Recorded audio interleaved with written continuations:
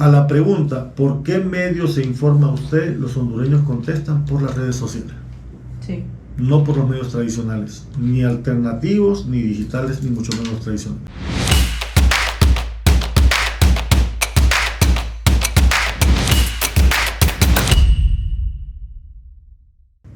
Hola amigos, ¿cómo están? Bienvenidos a un episodio más de su podcast Dar Creativo, como todos los sábados. Me encuentro con Henry. ¿Cómo estás, Henry? Hola Nikki, un gusto saludarte.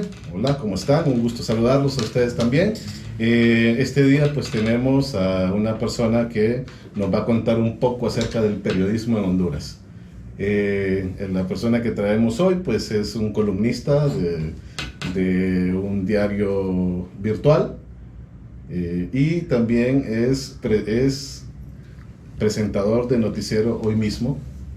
Es una gran persona, y también es jefe académico de la carrera de CEUTEC, de periodismo en CEUTEC. Así es que los invito a que no se la pierdan. Aquí estamos con Aldo Romero. Aldo, bienvenido. Un placer tenerlo por acá.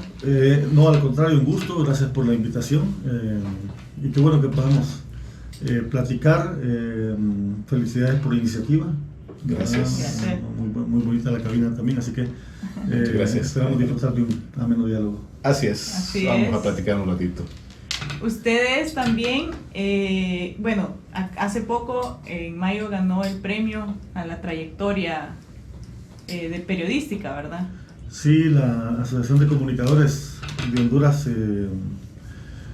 pues nos dio ese reconocimiento. Sí, ya tiene más de 29 años, ¿tiene? Sí, ya sobre 29 años. Ya sobre 29. No empecé tan joven, ¿verdad? Porque creo que me perdí un poquito de tiempo en mi juventud, pero como yo siempre digo, en esto ni se llega antes ni se llega después, ¿verdad? Se llega en el momento justo. En el que tiene que llegar. Y desde ahí para acá, pues han transcurrido ya un buen tiempo. Cuando uno voltea a ver para atrás, dice cuánto trayecto ha pasado, ¿verdad? Sí. Y a veces uno ve las fotos y ve algunos reportes y dice, de verdad que ha pasado tiempo, pero bueno, gracias a Dios hemos ido desarrollándonos en esto y seguimos trabajando en lo que nos gusta y nos apasiona. Lo que sus padres querían que estudiara era alguna ingeniería, ¿verdad? O algo sí, así, soñaban con verlo ingeniero. Nadie quiere ver un periodista en la casa, nadie sueña con ver periodista en la casa, Mi hermana que es abogada, una de mis hermanas que es abogada, quería que yo fuera abogado, que estudiara Derecho. Sí.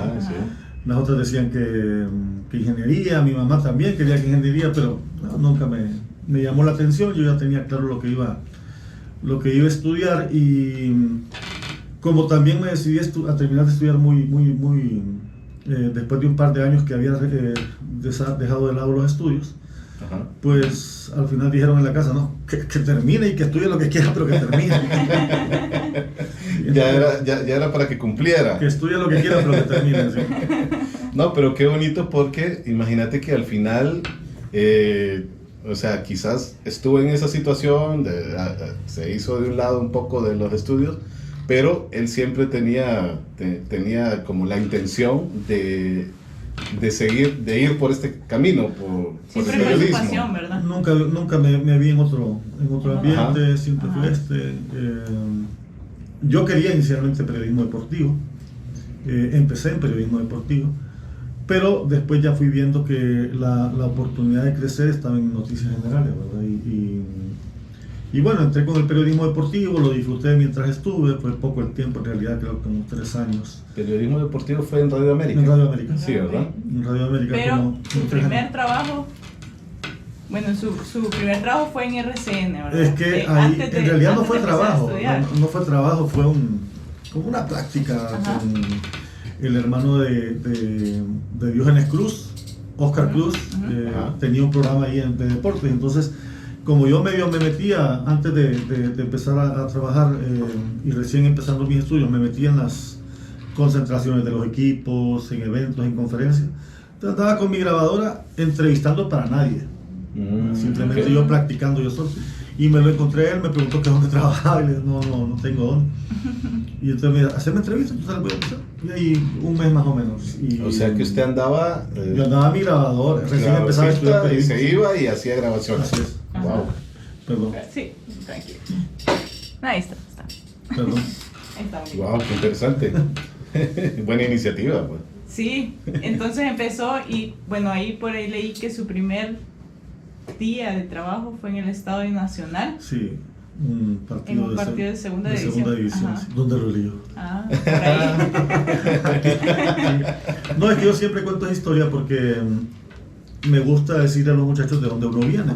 Ajá, es correcto. Y yo estaba en una actividad del Colegio de Periodistas, creo que era un foro sobre el anterior Código Penal que estaba socializándose.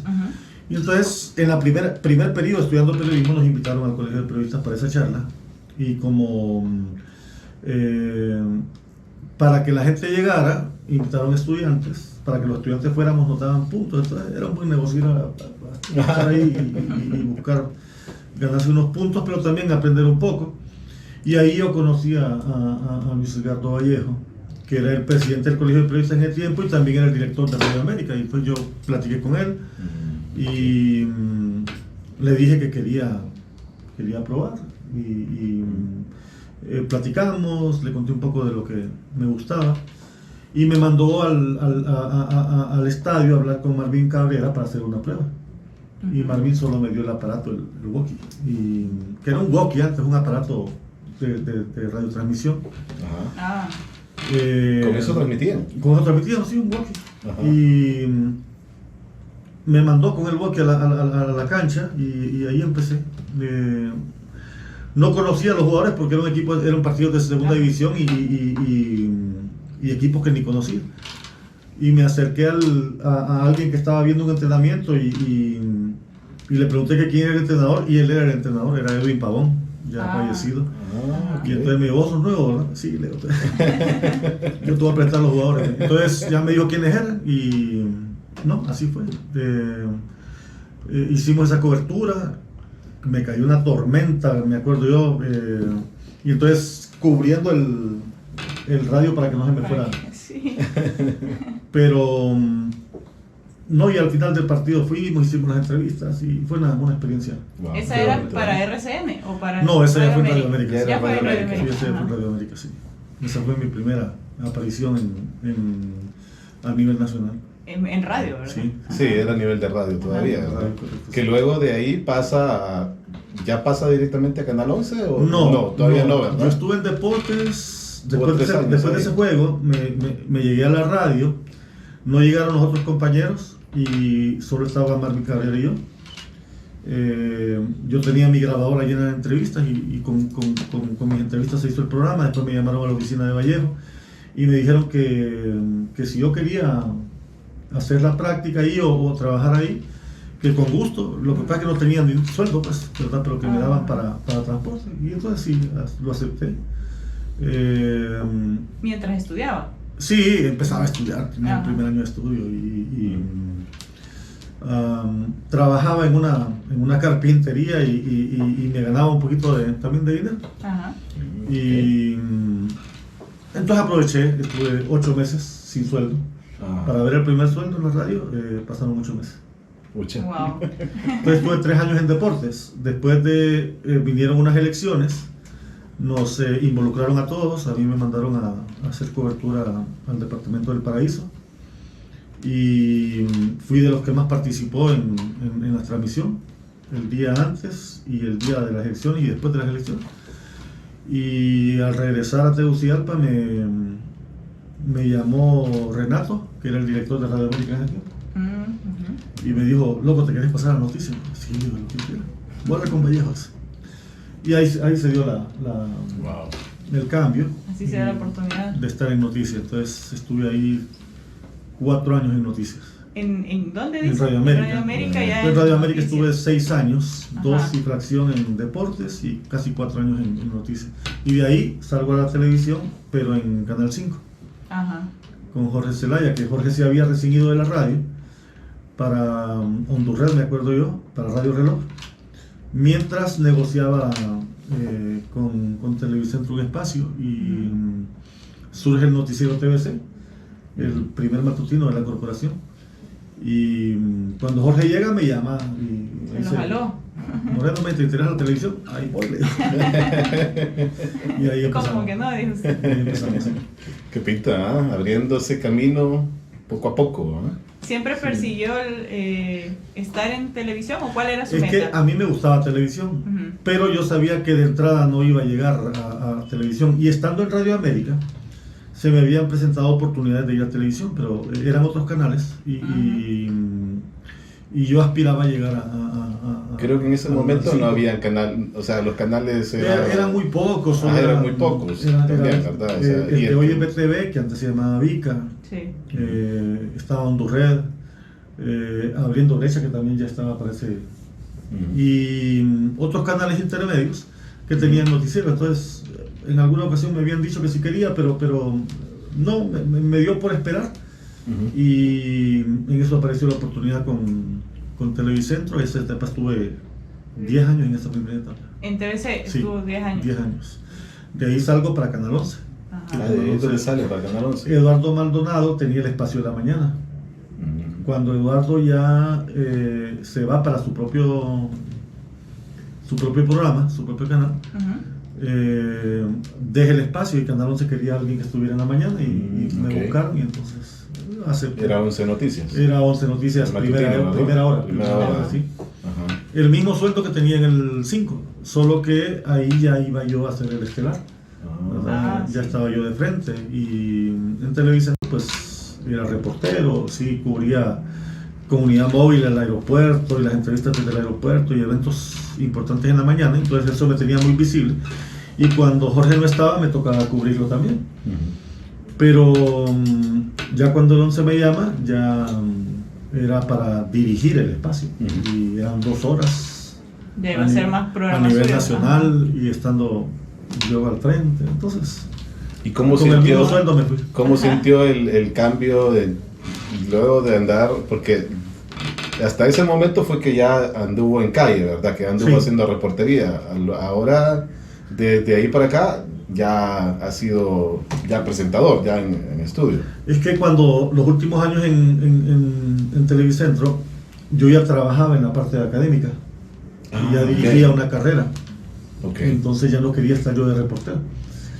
Y entonces cuando apareció la oportunidad del 11, inmediatamente la acepté por eso, para mantener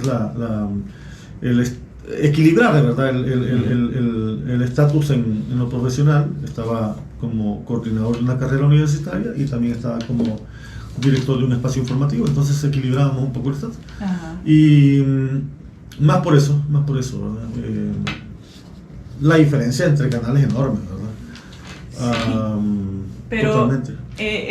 ¿Empezó como docente en la Autónoma o en en la Metropolitana? En la Metropolitana. Sí, yo recién había participado en un concurso para dar clases en la Autónoma, pero lo declararon nulo, lo declararon desierto. Había problemas ahí. Primero hubo una transición ahí de rectores y esos concursos eran medio complicados.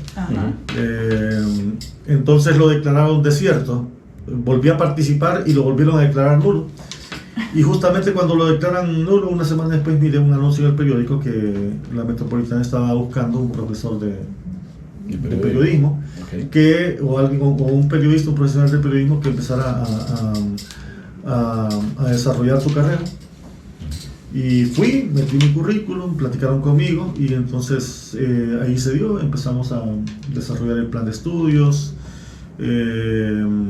La carrera logró rápidamente la aprobación en educación superior y comenzamos con la carrera. Empecé con 7 alumnos. O sea que usted inauguró la carrera. Sí. Que es lo mismo que hice después en Ceutec. En Ceutec, pero el Ceutec es reciente, ¿verdad? ¿Hace 5 años. 5 años. 5 años y me tocó igual lo mismo, de desarrollar el plan de estudios, hacer los grupos focales, los estudios tanto internos como externos de la nueva visión de periodismo, lograr la aprobación de educación superior y echar a andar la carrera. Ahí ya empecé con 11. Ahí empecé con 11, fue el primer grupo. En la Metropolitana empecé con 7, dejé a los 10 años la carrera con más de 120, 130 alumnos. 10 años estuve en la Metropolitana. Sí, bastante. Qué montón, sí. Sí, y me vine de la Metropolitana porque Unitec me hace la invitación a desarrollar su carrera. A desarrollar la carrera, Y era un nuevo reto que se le estaba presentando. ¿Cómo decirle que no? Era como jugar en el deporte sabio que me llamara el Motagua. Exactamente. Sí.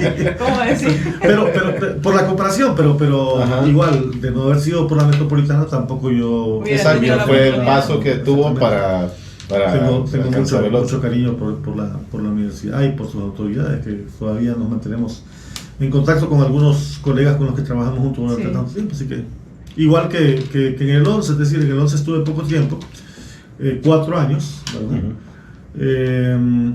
Y igual, tal vez no fue la mejor experiencia laboral, pero me aportó para mi crecimiento profesional. Ajá, eso le iba a preguntar, o sea, su salida del 11... Es porque llega Raúl Valladares. En el 11 yo tenía estatus de director.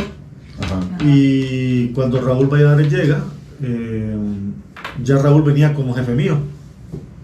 Y bueno, después de estar 4 años como director de un espacio, ya era decisión mía si me quedaba. Él fue claro conmigo y me dijo, mira, yo tengo estos planes, tengo estos proyectos. Ya viene con nuevas ideas.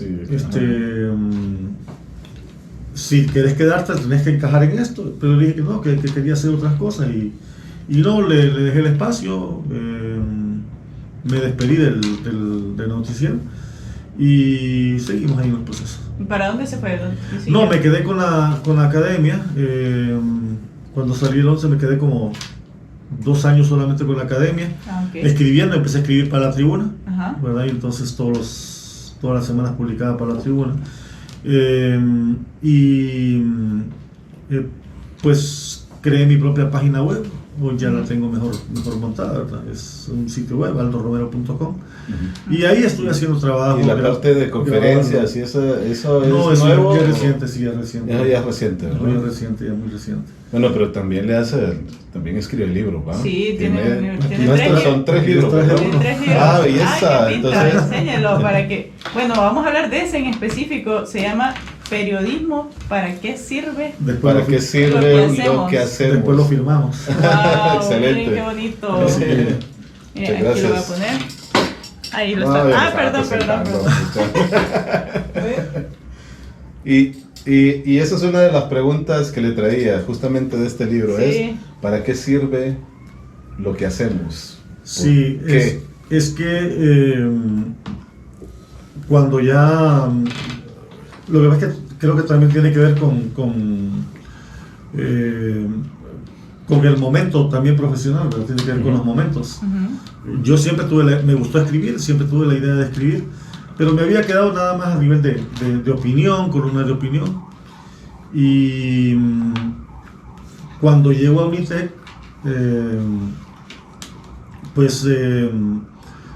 me tocaba salir más seguido a conferencias o a capacitaciones, y yo miraba que todos los periodistas y académicos de periodismo con los que participaba de cualquier parte del país llevaban sus libros, tenían sus publicaciones, sus escritos científicas, y digo, para estar en este ambiente hay que escribir. Y entonces platicando con don Livio Ramírez, que es alguien a quien aprecio y quiero mucho, un escritor y periodista de la vieja guardia. Livio Ramírez es un poeta también, además de periodista y escritor. Él me dijo una vez: escriba, si estoy escribiendo, es que eso no es escribirme. Eso no es escribirme.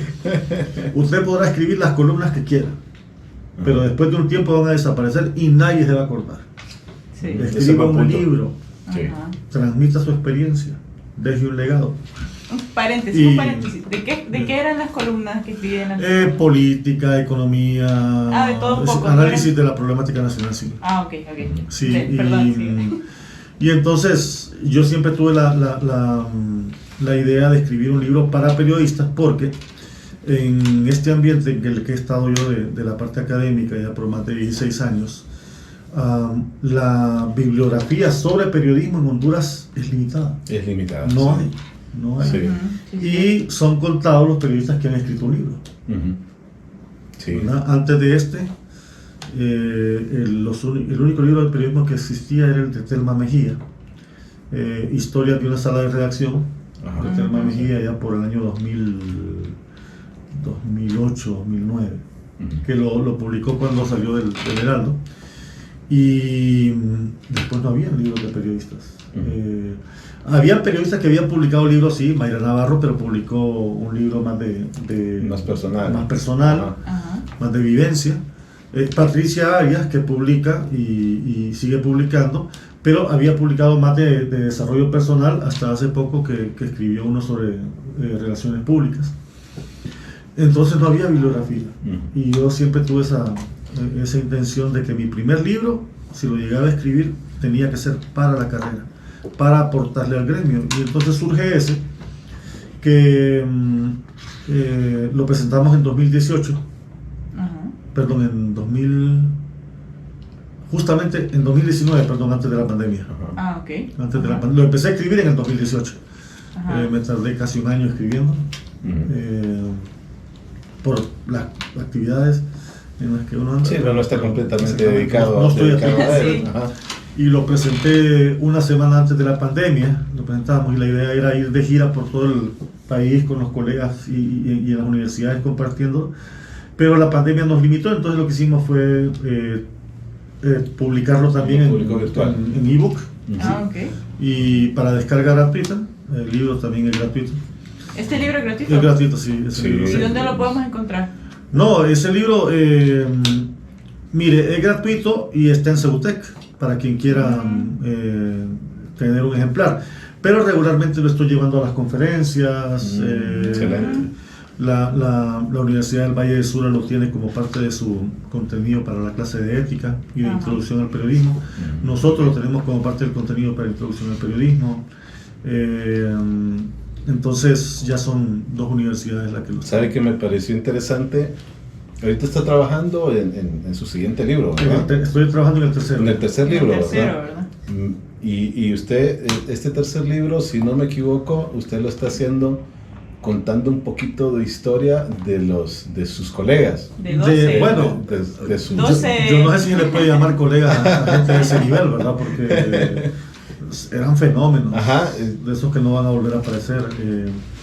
Son 12, ¿verdad? Son 12, es una recopilación de 12 escritores hondureños que ejercieron el periodismo o ejercieron opinión pública.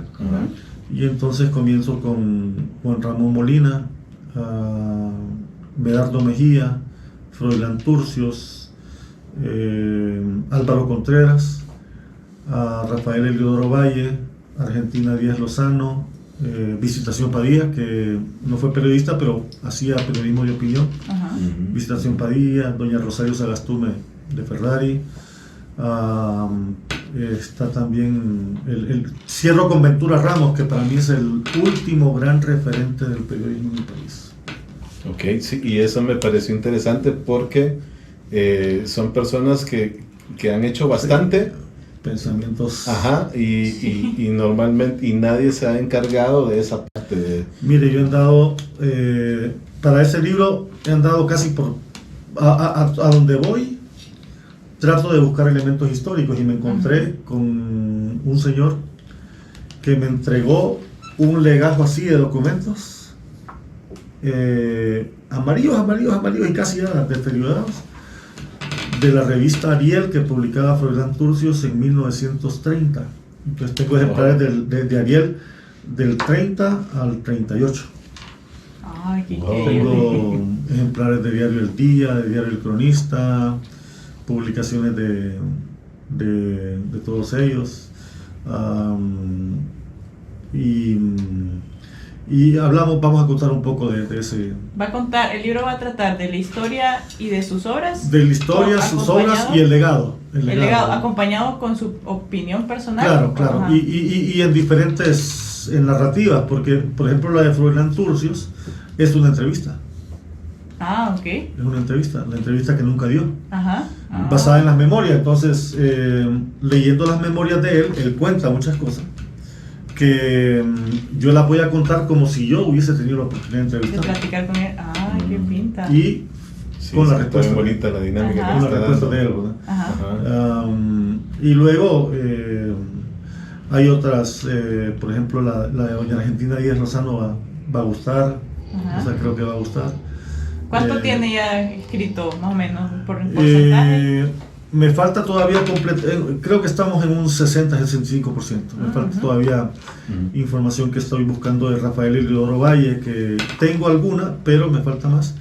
Porque Rafael Heliodoro Valle, si bien es hondureño, desarrolló su carrera prácticamente en México. Y aquí no hay mucha bibliografía. No hay mucho registro de él. No hay Tienen que ir a darse una vuelta. Hay que ir a buscarla, sí. Luego, sí, he andado por la hemeroteca, me metí en esa hemeroteca, aunque está cerrada, porque eso está totalmente deteriorado, contaminado ahí. Ahí hemos perdido mucha documentación histórica, mucho abandonado. Sí. Pero logramos conseguir alguna información relevante ahí, así que vamos a contarla también. Wow. Va a estar bueno también. ¿Cuándo tiene más o menos planeado? Ese quiero presentarlo en septiembre. ¿Ya este año? Sí, quiero publicarlo en septiembre. Ya casi, entonces sí, ya. Sí, ya. Ese quiero publicarlo en septiembre. Sí. Aquí me llamó la atención, un capítulo se llama Voy a contar una historia. Ese, sí, la que le conté al principio, ahí está. Esta es sobre usted. Eso le quería preguntar si es sobre usted. Ajá, 17 años tenía. 17. Qué bonito. Entonces lo podemos, en Ceutec se puede... Pero sí, los estudiantes. O la gente. No, pero si alguien no quiere. Lo que pasa es que este libro está hecho para tres públicos. Para estudiantes de periodismo inicialmente. Porque habla mucho sobre ética periodística, dilemas del periodismo, una nueva visión de periodismo fundamentado en una profesión de servicio público y enfocando la información como derecho humano. Hablo bastante de fake news, hablamos bastante también de la digitalización del periodismo, entonces enfocado bastante a estudiantes de periodismo, a periodistas en ejercicio, es el segundo público, con algunos paradigmas que deben irse rompiendo para reinventarse profesionalmente y mantenerse vigente. Y también es un libro para consumidores de información que quieren conocer cómo funciona la dinámica del periodismo, cómo funciona la desinformación, la manipulación mediática, entonces es todas las preguntas que trae exacto para todo público. Sí. Entonces alguna gente me escribe por redes sociales que lo quiere y o se lo dejo en algún lado o lo van a traer. Pero si están interesados en leerlo en digital, solo van a aldoromero.com y ahí lo descargan. Ahí están los dos primeros, los dos están ahí. El de innovación y calidad educativa también, ahí está, y son para descarga gratuita. Pues ya saben, vayan a buscarlo. Periodismo, ¿para qué sirve? Lo que hacemos. Sirve lo que hacemos, ajá. Sí. Y en cuanto a periodismo, bueno, a las, ¿cómo podríamos llamarlo? A las clases de periodismo que hay periodismo investigativo, periodismo, ¿qué categorías de periodismo hay? Y cómo saber cómo enfocarme en un tipo de periodismo, o sea, si yo soy estudiante de periodismo, tengo que definir un área, ¿verdad? Hacia la que voy a apuntarle. ¿Cómo hago eso? O sea, sí, lo que pasa es que la nueva dinámica del periodismo abrió el abanico de opciones. Hoy, número uno, la noticia ya no es exclusiva de los periodistas, ¿verdad? Y ese es otro de los paradigmas que me cuesta romper con algunos colegas que creen que la última hora, que la exclusiva todavía funciona. Eso ya no funciona. La gente tiene acceso a la información por otras vías. Y mucho más rápido a veces. Y mucho más rápido. Es decir, a la pregunta, ¿por qué medio se informa usted? Los hondureños contestan por las redes sociales. Sí. No por los medios tradicionales, ni alternativos, ni digitales, ni mucho menos tradicionales.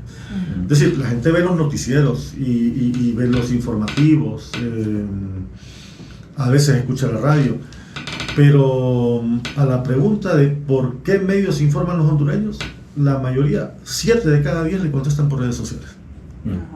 Sí, porque está fluyendo más. Exactamente, entonces la noticia como tal ya no es un producto exclusivo de los medios de comunicación, y mucho menos de los periodistas. La diferencia la hace la forma de contarla y la calidad del contenido que uno publica. Entonces, dentro de esa dinámica global, el periodismo tiene que entender que se encuentra como en la punta de un iceberg, y que puede caer hacia un lado o puede caer hacia el otro. y que si no hay un cambio radical en la forma de hacer periodismo, en la forma de contar las historias,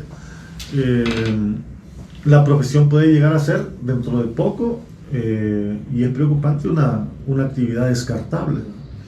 Sí, eso le quería preguntar, porque bajo esa premisa de que la gente solo se enfoca y mira noticias en redes sociales, la carrera puede llegar a morir. Es decir, la carrera como tal no, la actividad como generadora de información sí, pero el periodismo hoy tiene otras aristas en donde usted puede destacar y puede desarrollarse.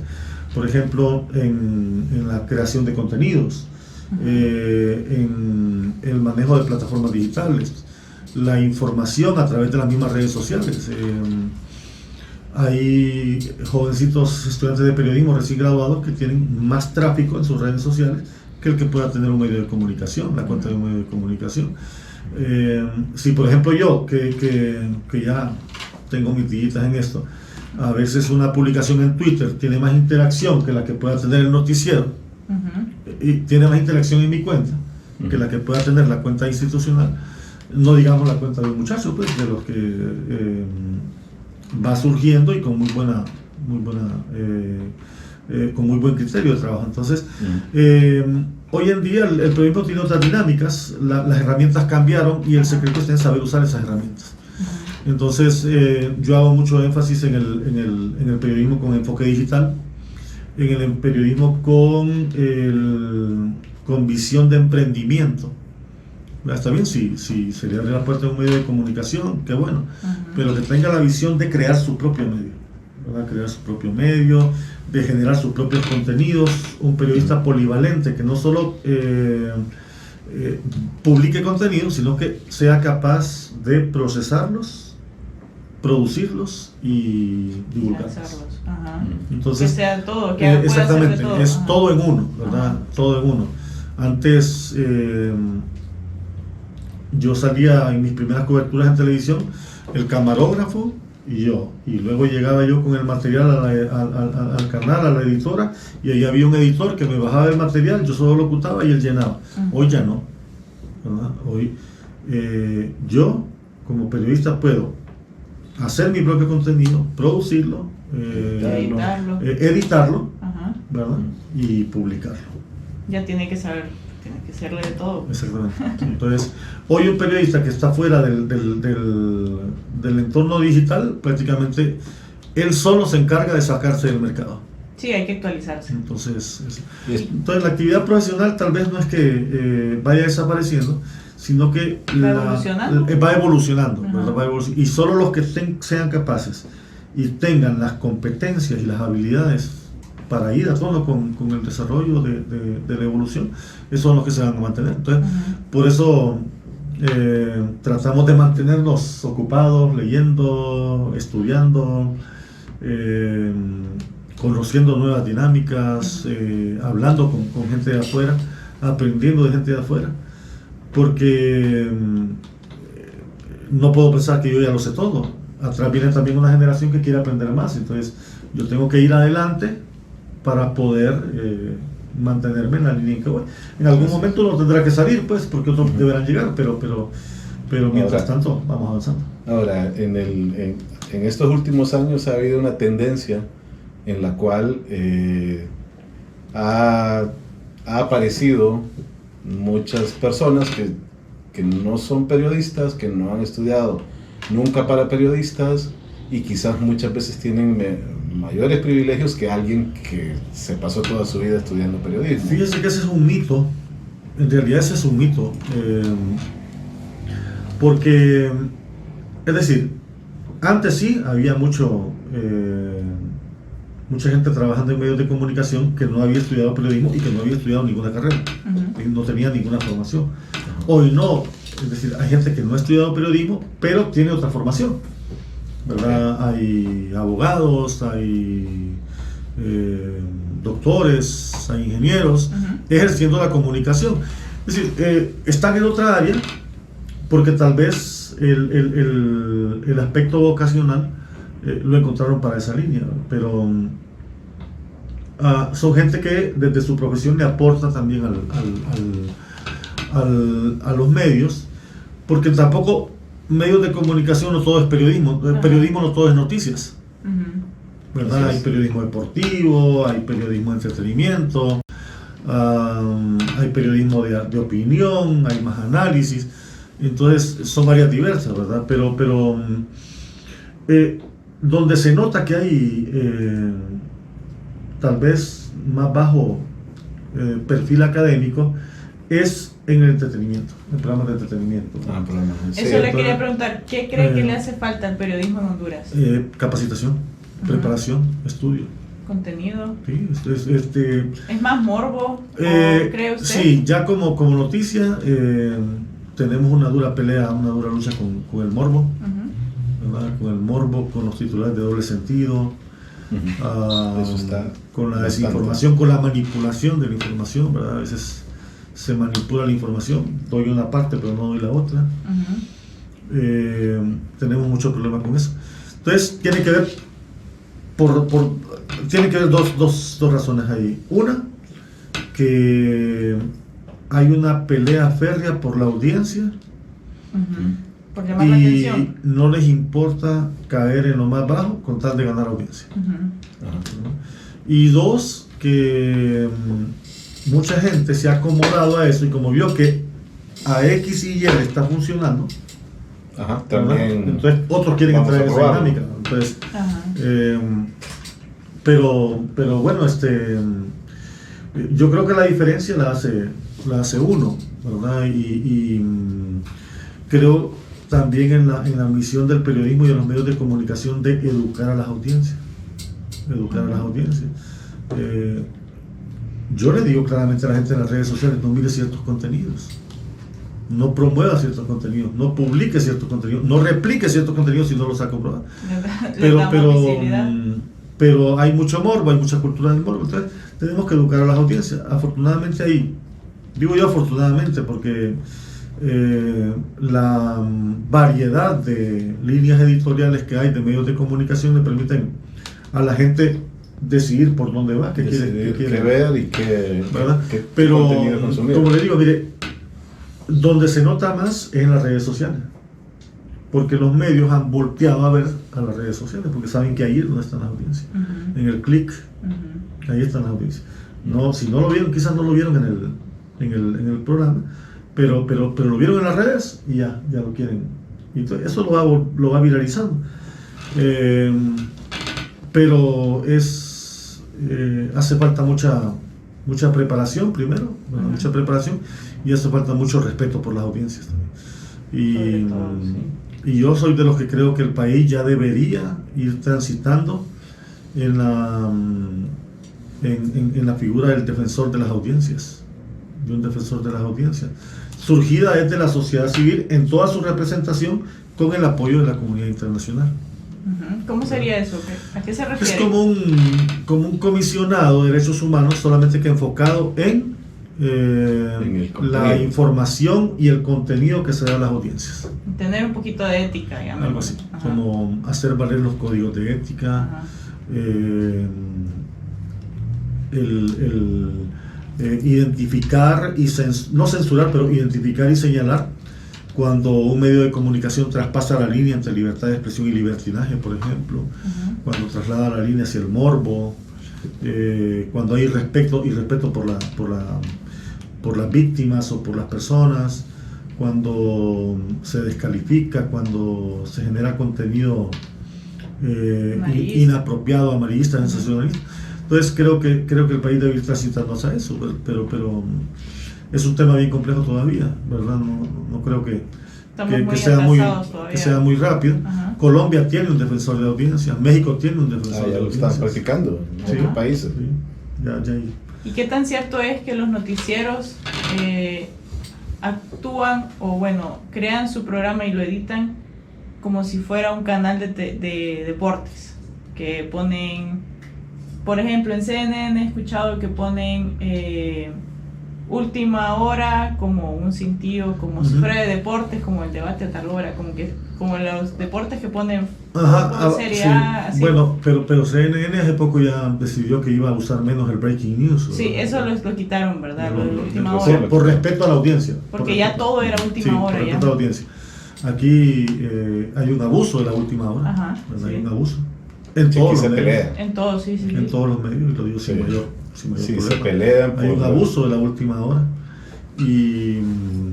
Pero para hacerlo más entretenido, porque las noticias en sí... En realidad, las noticias no son entretenidas. Por eso, entonces por eso lo manejan como que si fuera un programa así como... Sí, tal vez como para avanzar algunas informaciones, pero algunos lo hacen, ¿Será que hay como un exceso de información?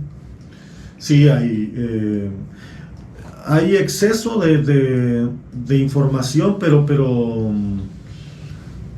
no calidad de información. Ajá, exacto. O sea, hay mucha información, pero hay poca calidad. Sí, porque todo el mundo está como queriendo doy todo esto, pero la calidad que tienen no están fijando. A la poca calidad se suma la escasez narrativa. Ajá. La problemática del lenguaje también. Un periodista debería tener un amplio vocabulario, una buena redacción. Sí, la redacción es básica. Ajá. El vocabulario también. Y a veces es un lío porque se abusa de las muletillas, se abusa de algunos vicios de lenguaje que no son apropiados, uso de palabras incorrectas. Hay escasez de cultura general también, mucha escasez de cultura general. Y esto es un problema no solo del periodismo, sino que de país. Tenemos una generación que presume de nunca haber leído un libro. Sí. Tenemos una generación que presume de nunca haber leído. Y lo presume y lo cuenta como que si fuera un gran logro. Se asustan ellos cuando les cuento la historia del Mago de Oz, por ejemplo, que les cuento incluso de algunas películas que le dejan alguna enseñanza a uno, como El violinista en el tejado y otras que son películas que surgieron con un importante aporte cultural, pero que pasaron desapercibidas, ¿verdad? O que para esta generación no han sido no ha sido de interés. Entonces tenemos una generación que cuando le toca hablar de historia se va a Twitter. Ajá. O se va a Google a ver hilos en Twitter. Sí. Cuando le toca hablar de historia se van ahí y la sorpresa es que no van a encontrar información adecuada en algunos casos, ¿verdad? Pero como alguien que me decía ahí, ¿y para qué andas con esa onda de la biblioteca si ahora tenés internet? Pues le digo, es que no toda la información que necesitamos está en el internet. Y además no puedes confiar en el... Yo, por ejemplo, tengo prohibido a mis estudiantes sacar información de Wikipedia. Sí, no es algo... No, eso no debería ni considerarse. No debería ser una fuente de consulta en Wikipedia, pero lo es, lamentablemente. Entonces, tratamos en la medida de lo posible de impulsarlos un poco más, presionarlos un poco más, en el sentido de obligarlos a documentarse, obligarlos a leer, obligarlos a ir y construir sus propias bases de datos, para cambiar un poquito la base cultural, no la mentalidad, sino que la base cultural, porque en este momento el periodismo tiene muy baja calidad cultural. ¿Usted considera el periodismo una carrera peligrosa o le da miedo en algún momento? Porque ahorita periodistas son muy perseguidos, tal vez aquí no tanto. En México han habido bastantes periodistas que han muerto. No, pero aquí también. Aquí también, hay varios y han sido personas icónicas, ¿verdad? Este es uno de los países con más alto riesgo para el periodismo. Este es uno de los países. Yo pensé que era México. No, México, Honduras y ahora El Salvador. Pero entonces usted le da... No, miedo, fíjese que no, miedo no. Trato de cuidarme, por supuesto, pero yo no puedo obviar lo que está pasando y dejarte criticar solo porque tenga temor. Físicamente todavía, y espero que no pase, no he tenido problemas. Yo camino, o sea, yo a veces camino por la calle y la gente me queda bien, pero no tengo ningún problema, la gente va bien, muy agradable, pero sí sé de colegas que han tenido ese tipo de incidentes, insultos, agresiones. En el caso mío, lo más cercano a la agresión fue una temporada de acoso digital el año pasado, antes de las elecciones. Entonces, pero los grupos de respuesta, ¿verdad?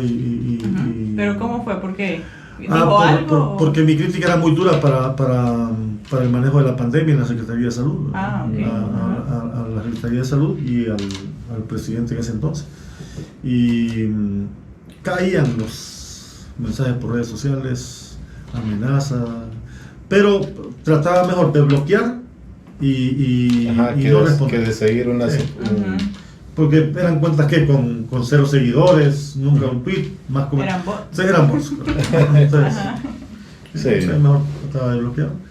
Y eso sí, mantener uno sus propias medidas de seguridad, ¿verdad? Es decir, pero ¿qué podría hacer el gobierno para salvaguardar las vidas de los periodistas? No, nada, si los gobiernos son los principales agresores de periodistas, sí. O sea, este gobierno igual va en la misma línea. Porque los gobiernos son reacios a la crítica. Entonces, este gobierno, por lo menos sus principales estrategas en materia de comunicación, pensaron que como la crítica con el presidente anterior era fuerte, es que el periodismo era afín a la candidata y hoy presidenta. Y la misión del periodismo será siempre auditar el poder, ¿verdad? Quien esté, no importa. O sea, exacto, y es lo que uno espera. Exactamente, quien esté no importa. Si están haciendo las cosas mal hay que decírselo, ¿verdad? Sí. Entonces, seguramente ellos pensaban que no iban a haber críticas, que no iban a haber señalamientos de lo mal, pero no es así. El periodismo tiene que auditar el poder, ¿verdad? Entonces, igual seguimos señalando los problemas que hay, la anarquía en salud. No puede ser que los activistas decidan a quién poner en un centro de salud, por ejemplo, de director. No puede ser eso. No puede ser que porque hoy se les critique, digan que en 12 años no se dijo nada. Que ese es el mensaje de ellos. Pero al final, bueno, ese es el trabajo de uno. Y hay que hacerlo de manera responsable, ¿verdad? Sí, el otro día venía escuchando la radio por la mañana y escuchaba justamente lo que te acaba de mencionar. O sea, de que la persona que estaba hablando en la radio estaba comentando sobre esta situación, o sea, haciendo su comparación entre el gobierno anterior y entre lo malo que hizo el gobierno anterior y lo malo que se está haciendo hasta este momento, ¿verdad? O sea, cosas que quizás no todo el mundo esté de acuerdo, y el tipo le empezaron a tirar hate, o sea, le empezaron a decir, sí. Y entonces, pero él decía, o sea, yo siempre lo he dicho, soy imparcial, y como comunicador tengo que decir las cosas que están pasando, no puede quedarse callado, pues. Sí. Totalmente, uno no puede... Entonces, eso hace que la profesión sea peligrosa, ¿verdad? Pero, como yo siempre digo, riesgos hay en todas las actividades profesionales. Todo, sí. ¿Verdad? Riesgos siempre hay. Igual hay buen periodismo y hay mal periodismo, ¿verdad? Y creo también que uno debe ser responsable de lo que dice y lo que hace. O sea, y que el discurso periodístico debe ser coherente entre lo que digo y lo que practico, ¿no? No es correcto, tiene que ser coherente. Debe haber coherencia en el discurso, ¿no? Entonces, y también si digo algo o asevero algo, es porque tengo los fundamentos para sustentarlo, ¿verdad? Que no recurro a chismes, no recurro a rumores que me contaron, que me dijeron. Exacto.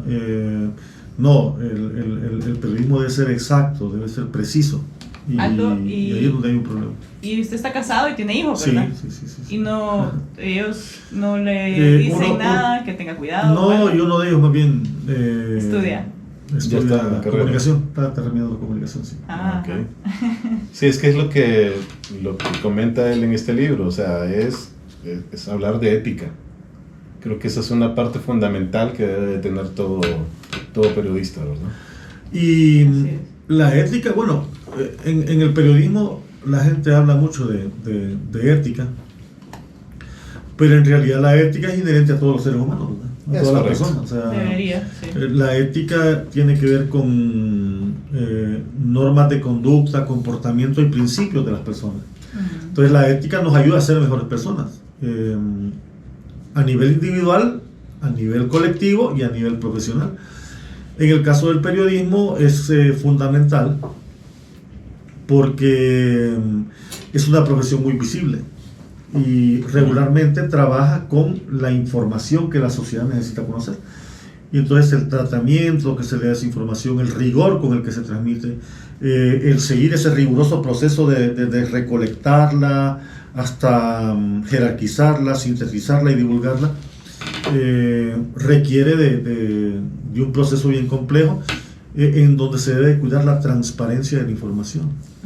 Aldo, pero es que una palabra mal dicha de ustedes puede... Una información mal dicha. Una información mal dicha puede crear un caos. Sí, y se ha pasado. Entonces, por eso decía yo al principio que uno de los paradigmas que hay que romper en el periodismo y a nivel de medios de comunicación es la absurda competencia por la primicia, por la última hora. Eso ya no existe. O sea, solo existe en la mente de algunos medios de comunicación. La última hora, la primicia, que querer siempre el primero, que yo lo dije, que tal y como yo lo informé, eso ya no existe, porque la gente tiene otros medios de acceso a la información. Y al final el público se va a quedar con quien le dé la mejor información o la información más completa. No importa si Henry lo dijo primero. Exacto. Si yo le di mejor información, la gente se va a acordar de lo que yo le di. Es correcto. Entonces, tiene mucho que ver con el componente ético.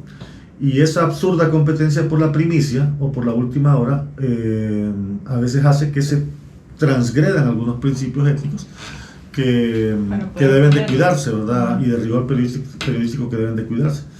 Igual, en el libro ustedes van a leer que ahí reproduzco un diálogo que tuvimos en una de tantas conversaciones con un profesor colombiano de ética, Javier Darío Restrepo, que trabajó muy cercano fue amigo personal de García Márquez.